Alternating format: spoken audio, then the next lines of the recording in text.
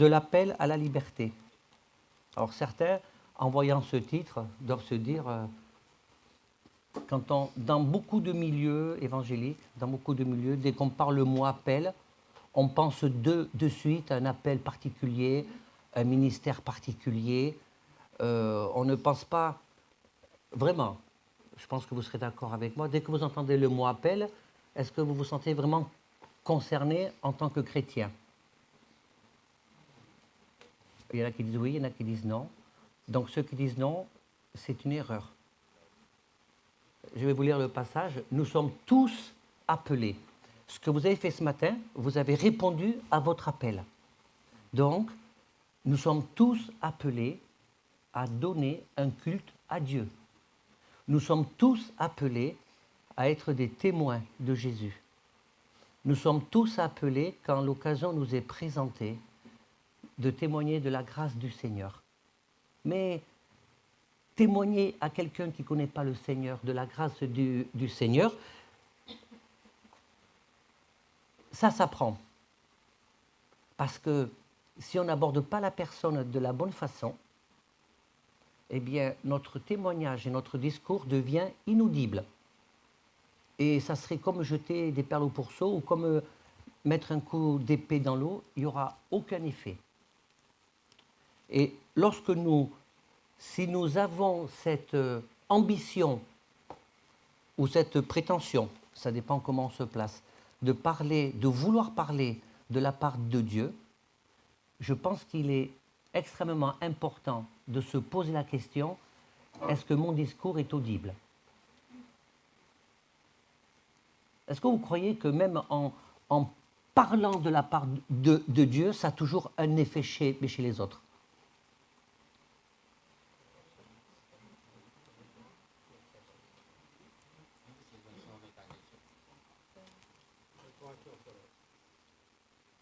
Quand un cœur est fermé, quand un cœur est fermé, la liberté dans l'appel, c'est le contraire de se mettre une pression. Nous sommes tous appelés à vivre notre vie de chrétien libre. Aussi, faut-il savoir ce que ça veut dire.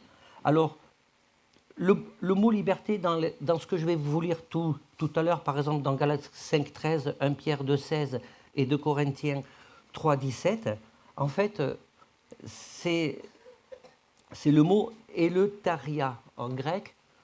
Et dans cette définition, on trouve que 10 versets, une petite dizaine de versets, un ou deux de plus, dans tout le Nouveau Testament.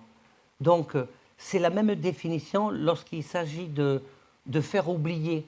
De faire oublier, c'est intéressant. La liberté, c'est cette possibilité de faire oublier quelque chose, de passer à autre chose. Parce que quand le diable essaie de nous culpabiliser de quelque chose, on a du mal à passer à autre chose.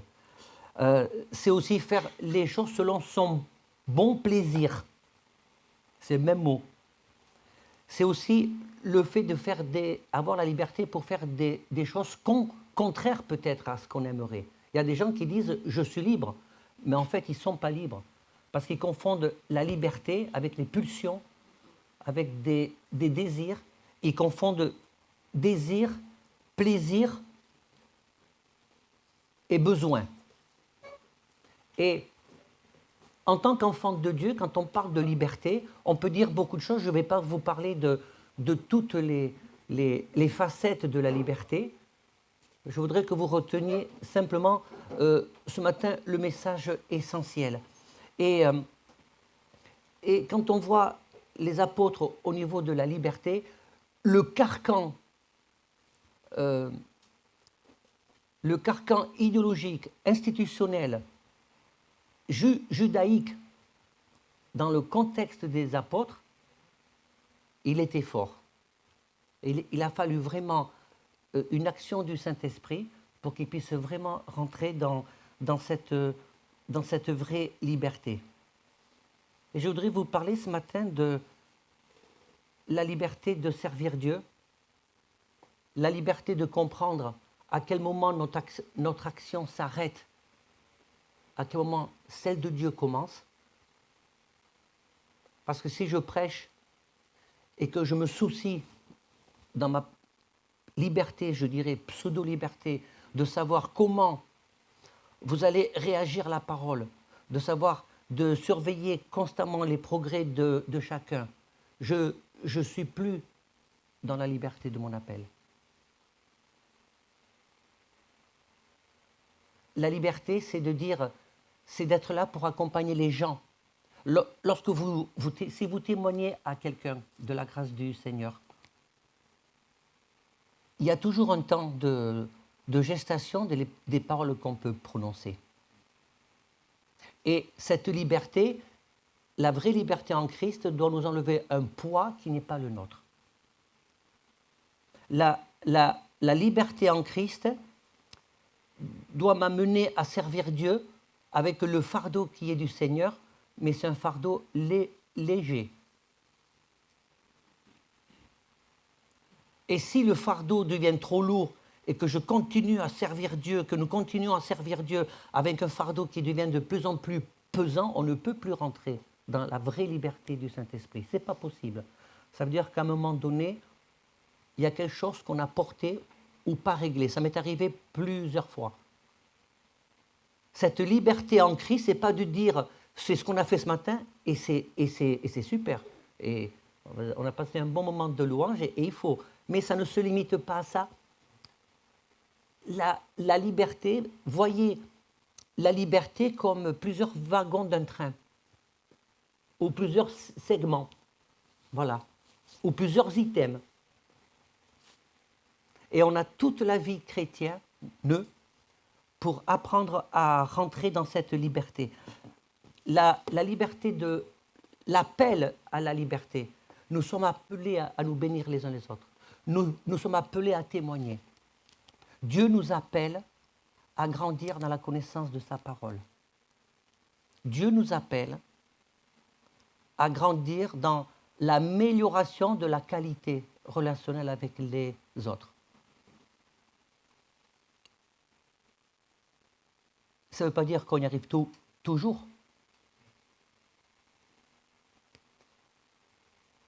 Dieu nous appelle à nous regarder sans jugement. La liberté dans la relation, nous sommes tous responsables. Et puis en plus, ça fait partie de l'ADN de notre Église, de notre vision. Nous sommes tous responsables de la liberté qui est au milieu de nous.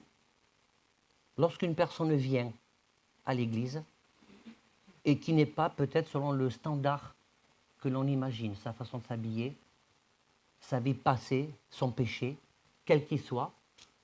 Et cette vraie liberté en Christ doit nous amener à accueillir, quelle que soit la personne. Cette vraie liberté en Christ doit nous amener à répondre à cet appel lorsque, si quelqu'un n'est pas bien dans sa peau, si quelqu'un traverse un moment difficile, qui dit, puisque c'est comme ça, je n'irai pas à l'église. Ça, ce n'est pas la liberté en Christ.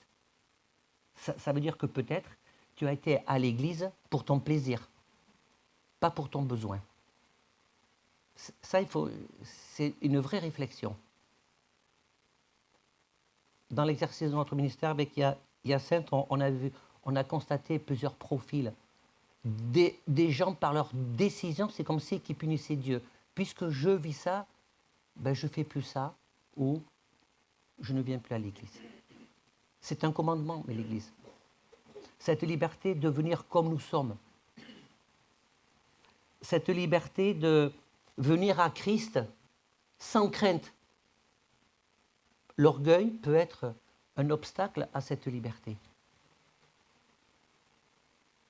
Donc vous voyez bien que quand le mot « appel » est prononcé dans la Bible ou dans un message ou dans une conversation, ça ne concerne pas ceux qui ont un ministère ou un appel particulier, on va dire, plus en vue, celui de la parole. Mais chaque chrétien, et à combien plus forte raison, ceux qui prêchent ou ceux qui exercent un ministère, pasteurs, évangélistes, docteurs, enseignants, etc., apôtres, ont cette pesante et cette double responsabilité de faire attention à la façon dont nous communiquons cet esprit de liberté. cette liberté de venir aussi dans la présence de Dieu, cette liberté de dire je ne suis pas bien, je suis fatigué, mais je viens quand même.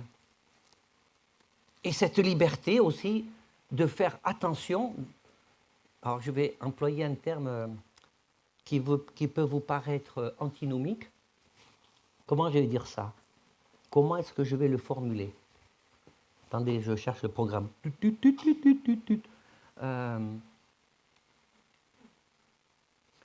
Cette liberté de s'interdire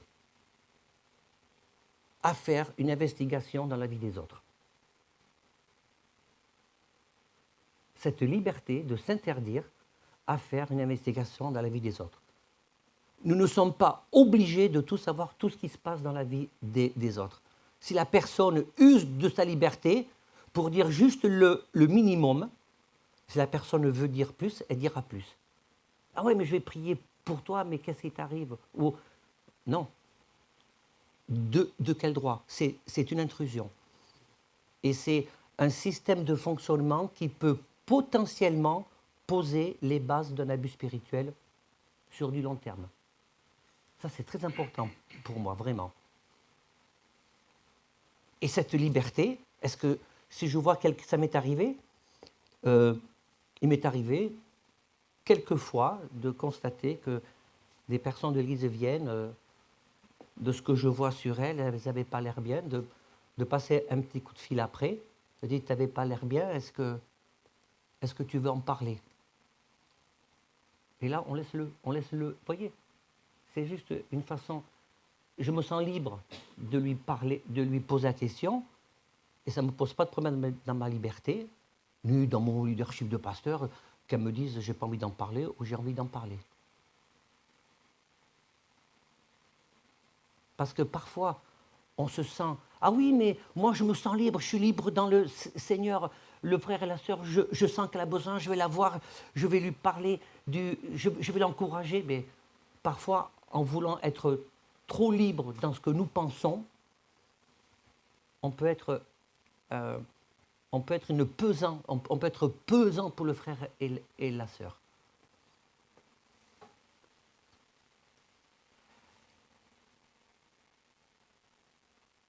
Cette notion de liberté,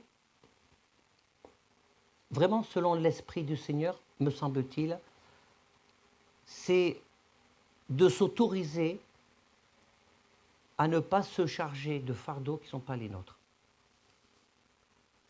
Je vais être plus cru. Vos problèmes sont les vôtres, ne sont pas les miens. Ma liberté de dire ton problème, ce n'est pas le mien. Il devient le mien si tu veux le partager pour cheminer ensemble, pour se mettre devant le Seigneur. Mais ton problème, ce n'est pas le mien. Et en tant que pasteur, je n'ai pas à tout savoir. Mes problèmes ne sont pas les vôtres. Pareil.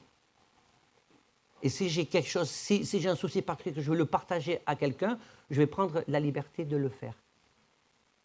Le problème de ton frère, de ta sœur, ce n'est pas le tien.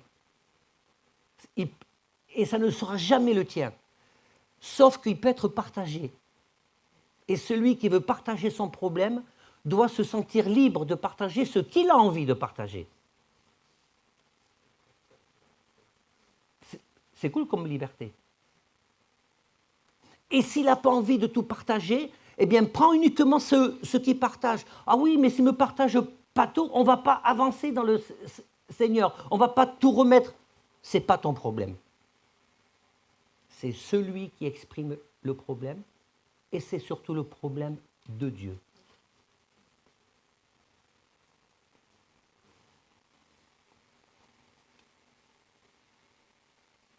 Puis la liberté aussi de dire, en ce moment, j'ai des inquiétudes, je ne suis pas bien.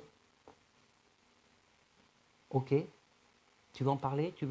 Est-ce que tu as besoin que je prie pour toi? Non, ça va, ok. C'est ça la liberté.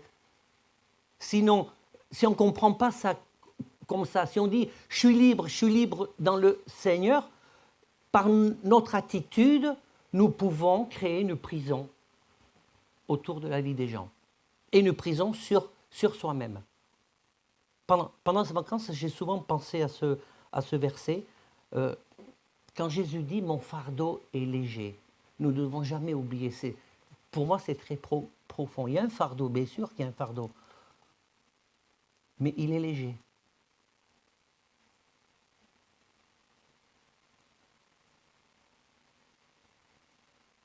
Et si nous voulons grandir en nombre et aussi en qualité, nous devons avoir à l'esprit que notre liberté, ma conception de la liberté, n'est pas toujours celle de l'autre. 2 Corinthiens, chapitre 3, verset 17.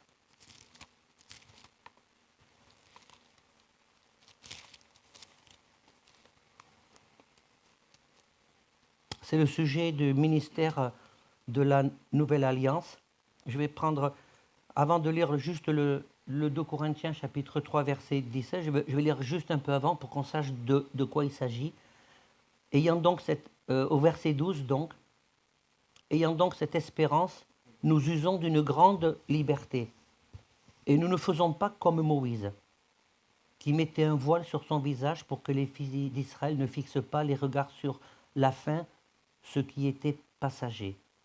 Mais ils sont devenus durs d'entendement, jusqu'à ce jour. Le même voile demeure quand ils font la lecture de l'Ancien Testament et ils ne se lèvent pas parce que c'est en Christ qu'il disparaît. Verset 15. Jusqu'à ce jour, quand on lit Moïse, un voile est jeté sur le cœur. Mais lorsque les cœurs se convertissent au Seigneur, le voile est ôté. Or, le Seigneur est l'Esprit, et là où est l'Esprit du Seigneur est la liberté. Nous tous, le visage découvert reflète la gloire du Seigneur.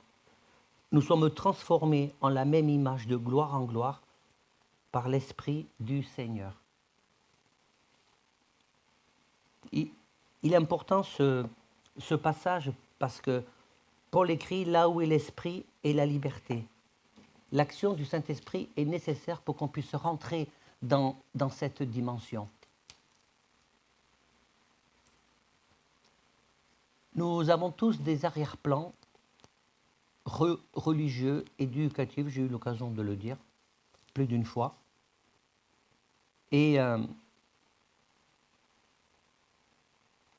est-ce que vous pensez que c'est aussi une forme de liberté? Là, je vous pose une question. Est-ce que vous pensez que c'est une forme de liberté ou de crainte de dire, tiens, j'ai besoin de remettre en question, peut-être, de réfléchir à mes pratiques, à ma façon dont je vis ma foi. J'ai besoin de réfléchir à ma façon dont j'exerce mes relations fraternelles avec mes frères et sœurs. J'ai besoin de réfléchir, est-ce que quand quelqu'un me parle, alors ça c'est super dur, parce que ça s'apprend, il y a des outils pour ça, est-ce que j'arrive à écouter vraiment, à entendre? Est-ce que je suis assez libre lorsque j'entends quelque chose qui me heurte ou qui me bouscule dans ce que je pensais être une vérité? Est-ce que je suis assez libre pour me poser, pour réfléchir et dire, est-ce qu'il y a quelque chose que j'ai à modifier, une nouvelle vérité à acquérir? Quand on lit la parole de Dieu, c'est la question qu'il faut se poser. Est-ce que j'ai une nouvelle façon, une nouvelle vérité à acquérir? Il m'est arrivé d'avoir, lors de diverses réunions, d'avoir des débats avec des chrétiens, et j'ai remarqué quelque chose, et c'est comment je vais dire ça? La personne a été braquée, peut-être que vous l'avez remarqué, il y a des gens qui sont braqués sur ce qu'ils croient eux. Et quand on dit oui, mais regarde le contexte, regarde comment c'est écrit. Oui, mais. Il y a toujours mais le oui, mais. C'est terrible ça. Il y a toujours mais le oui, mais. Alors ma liberté, c'est d'expliquer, et sa liberté à il ou elle, eh bien, c'est de faire ce qu'elle en veut. Parce que nous sommes responsables des graines que nous acceptons qu'elles tombent dans nos vies, quelles qu'elles soient.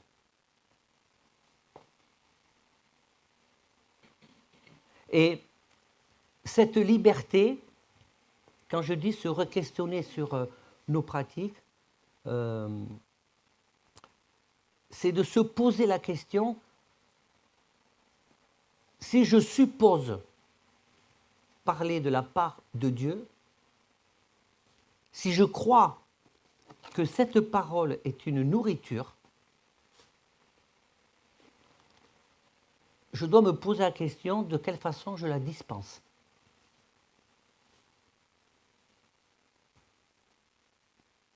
Et ce n'est pas à coup de versets bibliques que l'on va convaincre quelqu'un, il y a les versets bibliques, il y a ce que la Bible enseigne, et il y a ce que l'Esprit, c'est l'Esprit qui convainc les cœurs. Il nous est arrivé avec Hyacinthe d'accompagner des gens, quel que soit leur profil, et de mon point de vue à moi, en tant qu'homme, je dirais même dans ma chair, je me disais, ah, ça avance pas vite. Mais dans l'esprit, je me disais, ça avance pas vite. J'ai demandé au Seigneur, si tu penses que ça avance pas vite chez l'autre, demande au Saint-Esprit, si tu revendiques le Saint-Esprit, que tu es le temple du Saint-Esprit, que tu as la révélation du Saint-Esprit, ben demande au Saint-Esprit de te révéler là où ça avance et que tu ne le vois pas. Et tu verras qu'en termes de liberté, ça va aller mieux, ça va être plus coulant. Vous savez quel est l'important pour moi qu'une personne progresse vite, moyennement vite, ou super lentement, ou pour un temps pas du tout. Pour moi, l'essentiel, c'est que tant qu'elle vient louer le Seigneur, tant qu'elle est au bénéfice de la parole de Dieu, personnellement, j'ai toujours l'espérance que Dieu va agir dans sa vie.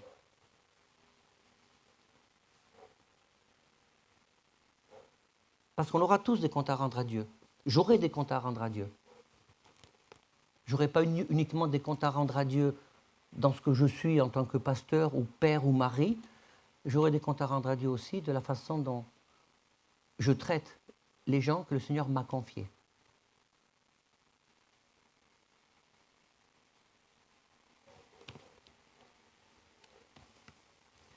« 1 Pierre chapitre 2 verset 16 ». Là, l'apôtre, je vais lire à partir du verset 11. Là, il parle d'une façon de la pratique de la vie chrétienne. Bien-aimés, je vous exhorte comme étrangers et voyageurs sur la terre. Alors ça, c'est déjà intéressant. On n'est que 2 passages. Ce matin, je pense à mon frère et ami Giovanni. Ce matin, j'arrive et puis il me dit, oh là là, il y en a qui parlent de la mort. C'était le sujet au café ce matin. Eh bien, la mort fait partie de la vie. Et on est de passage sur terre. Bien-aimés, je vous exhorte, nous sommes comme étrangers voyageurs sur la terre à vous abstenir de convoitises charnelles qui font la guerre à l'âme. Ayez au milieu des païens une bonne conduite. Vous voyez, les pratiques de la vie chrétienne, ce n'est pas uniquement entre nous. C'est facile entre nous. On est à peu près tous au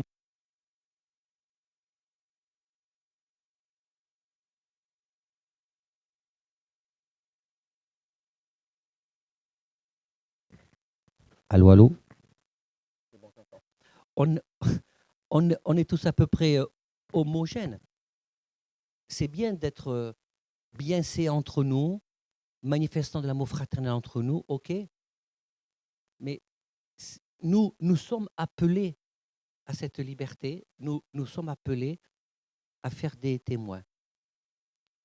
Si je vous dis, par exemple, allez, objectif, que chaque chrétien amène une personne d'ici 1 an pour venir écouter l'Évangile. Et après, le Seigneur, il fait, le Seigneur, il fait son job. Ça vous met la pression? Il y en a qui disent non, il y en a qui disent... Et si tu n'y arrives pas? Et si au bout d'1 an, tu n'as amené personne, au moins une fois, à venir écouter l'Évangile? La liberté fait que, eh ben, tu recommences. La liberté fait que j'ai peut-être quelque chose à apprendre. J'ai peut-être un comportement, une vision différente à avoir par rapport aux païens. Et le mot païen dans le contexte du Nouveau Testament, ce n'était pas péjoratif, parce que tout ce qui n'était pas juif était considéré comme païen. Aujourd'hui, c'est un peu plus péjoratif. Il y a un terme que je n'aime pas du tout, mais ça, c'est moi. Je ne dis pas que c'est une parole de Dieu pour le coup, mais ça, c'est moi qui n'aime pas. Le mot inconverti. Inconverti. Je trouve ce mot pas beau, agressif, inconverti. Je dirais, c'est un peu plus long, mais je dirais plutôt des amis qui doivent découvrir le Seigneur. Des personnes, des amis qui n'ont pas découvert mais le Seigneur. Voilà. Mais inconverti. Bref, ça c'est moi, vous en faites ce que vous voulez. Donc, à s'abstenir de convoitises charnelles qui font la guerre à l'âme, ayez au milieu des païens une bonne conduite, afin que là, même où ils vous calomnient, comme si vous étiez des malfaiteurs, ils remarquent vos bonnes œuvres et glorifient Dieu au jour où il les visitera. Là, on est dans le pas rendre le mal pour le mal. Les œuvres, c'est pas faire que donner une pièce à quelqu'un, c'est l'œuvre, c'est aussi dans mon comportement. Soyez soumis à cause du Seigneur à toute autorité établie parmi les hommes, soit au roi, souverain, soit au gouverneur, comme envoyé par lui, pour punir les malfaiteurs et pour approuver les gens de bien, car c'est la volonté de Dieu qu'en pratiquant le bien, vous réduisez en silence les hommes ignorants et insensés. Et c'est là le verset que je voulais lire. Étant libre, vous voyez, si je vous dis ce verset comme ça ne veut rien dire. Là, dans le contexte, étant libre sans faire de la liberté un voile qui couvre la méchanceté, mais agissant comme des serviteurs de Dieu. Honorez tout le monde, aimez les frères, craignez Dieu, honorez les rois. La liberté n'est pas là pour couvrir le péché. C'est pas pour couvrir, pour dire que les gens qui ont besoin du Seigneur, eh ben, comme on est libre, tout va bien. Non. La liberté, si je suis libre, je ne vais pas craindre d'être au milieu des païens pour pouvoir être un bon témoin. L'erreur qu'a fait l'Église dans l'histoire de l'Église depuis Constantin, l'empereur Constantin, c'est de vivre dans l'entre-soi. C'est de vivre dans l'entre-soi. Galates chapitre 5, verset 13. Frères, vous avez été appelés à la liberté, seulement ne faites pas de cette liberté un prétexte de vivre selon la chair. Voilà. Je suis libre, donc je fais ce que je veux, puis le Seigneur me pardonne. Non, c'est pas ça la liberté. Ça, c'est la liberté, c'est vraiment selon la chair. Un prétexte de vivre selon la chair. Mais rendez-vous par amour, serviteurs, c'est ce que je disais un peu au début, vous voyez, serviteurs des uns des autres. Dans ce que je disais au début, je vais juste revenir un peu en arrière. Quand je disais, nous devons faire attention de ne pas faire de l'intrusion dans la vie de mon frère ou de ma sœur si elle ne veut pas me dire des choses, même si je sens qu'il y a un problème. Ben, si tu sens qu'il y a un problème dans la vie de l'autre, prie le Seigneur. Prie. Est-ce que tu le fais vraiment? Ne me réponds pas. C'est entre toi et le Seigneur, je ne veux pas savoir. Est-ce que tu le fais vraiment? Parce que quand tu vois un problème, quand tu dis oh là, elle n'a pas l'air bien, oh là là, il y a un truc qui n'est pas normal. Et tu sais ce qui se passe dans la vie, parce qu'elle, elle n'est pas bien. Hein. Des fois, on fait les agents secrets, on va se renseigner à droite, à gauche. Est-ce que tu pries? C'est ça la vraie question. C'est aussi ça, être libre, ne pas avoir un fardeau trop lourd. C'est ça le fardeau aussi. C'est un des aspects, le fardeau léger du Seigneur. Si je vois quelqu'un qui n'est pas bien, est-ce que j'ai le réflexe de prier? Seigneur, je te dépose mon frère, je te dépose ma sœur. Je vois qu'elle n'est pas bien. Je n'ai pas pu discuter avec elle ou ma relation avec elle n'est pas assez intime pour l'aborder. Je te la remets au pied de la croix.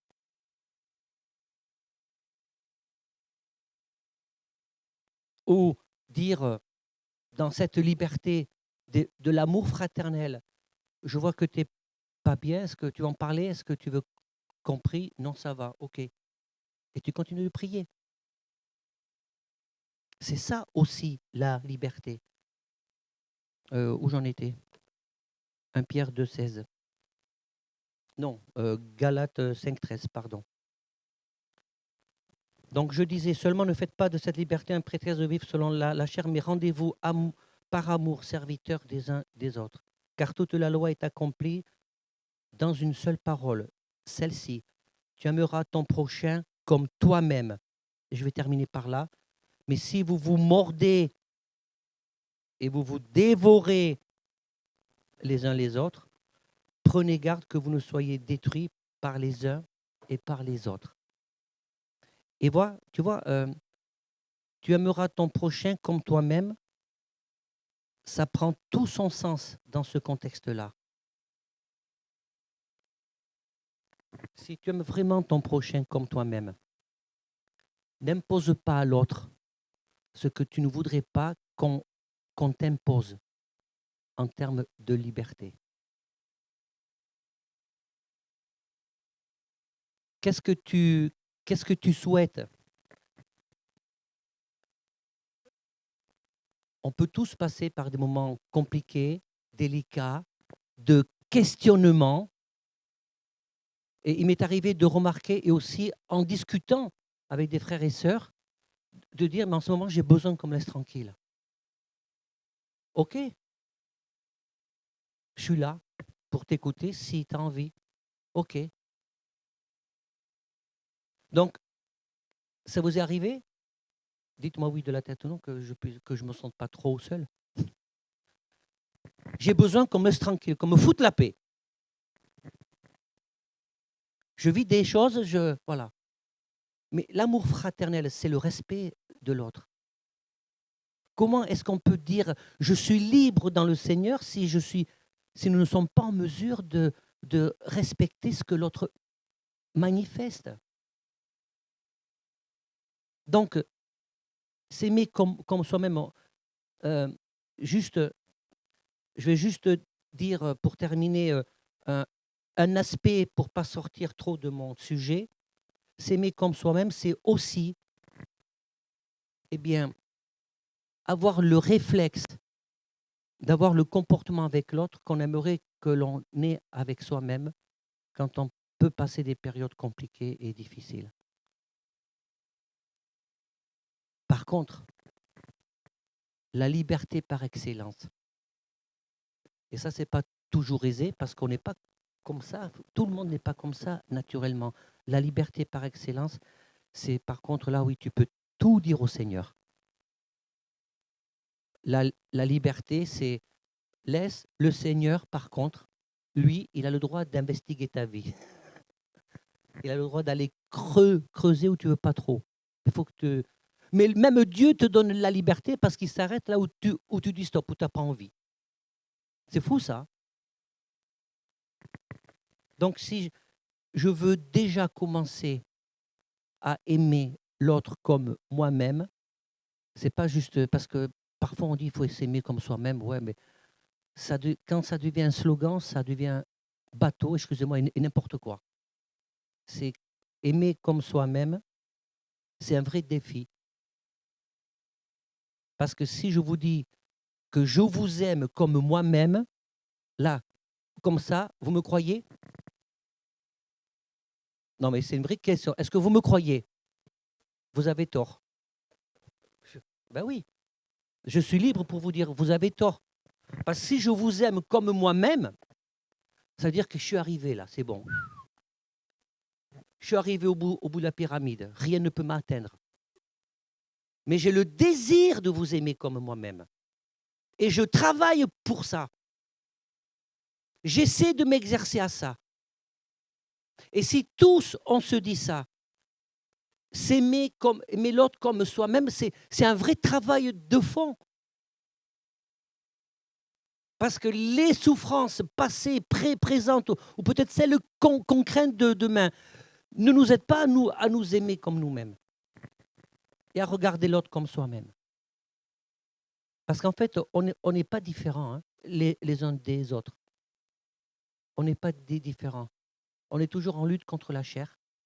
Et on est là pour avancer, pour se soutenir. C'est ça la liberté. Il y a cette parole que je trouve super libre et qui pour moi est une parole, on va dire, œcuménique de l'apôtre Paul. Vous savez que l'apôtre Paul a dit une parole œcuménique quelque part. En tout cas, c'est ma lecture. Quand il y a un débat, ceux qui sont de Paul, ceux qui sont d'Apollos, quand il y en a qui disent mais eux ils ne croient pas comme nous. Et que dit l'apôtre Paul? L'essentiel, c'est que Christ soit annoncé. Ça, je trouve ça super libre. Hein. Il se concentrait sur son ministère. Il n'était pas là pour juger certains Pierre, Paul et Jacques dans leur pratique de foi. Il disait l'essentiel, c'est que Christ annonçait. Et je trouve cette parole puissante parce qu'il remet tout au centre. Il remet Christ au centre et il dit Seigneur, c'est ton problème. Moi, j'ai déjà affaire avec le mien. Et c'est bien aussi d'aimer nos frères et sœurs dans d'autres confessions chrétiennes, évangéliques, protestantes, qui n'ont pas les mêmes pratiques que nous, et même catholiques, parce que c'est bien aussi d'aimer comme nous-mêmes, parce qu'eux peuvent se dire la même chose de nous. Ils peuvent se dire qu'ils sont un peu allumés à la traîne. C'est ça la liberté, aussi. Voilà. I keep fighting voices in my mind that say I'm not enough.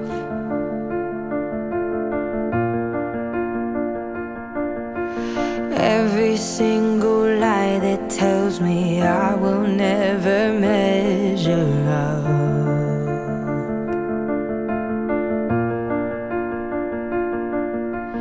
Am I more than just the sum of every high and every low?